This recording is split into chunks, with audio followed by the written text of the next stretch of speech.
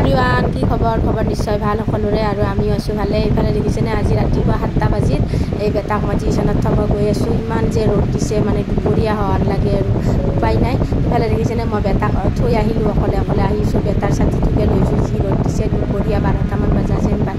ইফালে দেখিছেনে মই খামজানি অৱস্থা বেয়া আৰু ইফালে আহি পাই মই কাপোৰ সলাই ল'লোঁ আৰু কাম কৰাত লাগি গৈছোঁ।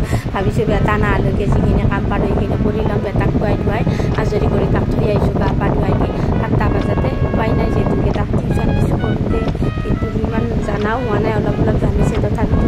ইফালে মই টিউশ্যনৰ পৰা লৈ আহি ইফালে কিমান ৰ'দ দিছে দেখিছেনে, ইমান যে ৰ'দ দিছে ঘামি জামি অৱস্থা নাই।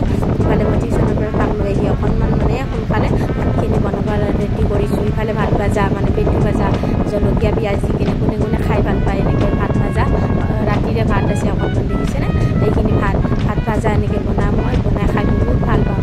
ৰাতি হওক দুপৰীয়া হ'লে হ'ব আৰু মই খাই বহুত ভাল পাওঁ। মানে মই জিকা আৰু অনলি আলু নাই জিকা আৰু মাছেদি এনেকৈ অকণমান বেটা আৰু মোৰ কাৰণে বনাই থৈছোঁ ৰাতিপুৱাৰে আৰু দুপৰীয়াৰে। বেটাই অহাৰ পিছত ইফালে মই অকণমান চাহো খালোঁ, অকণমান ভোক লাগিছে।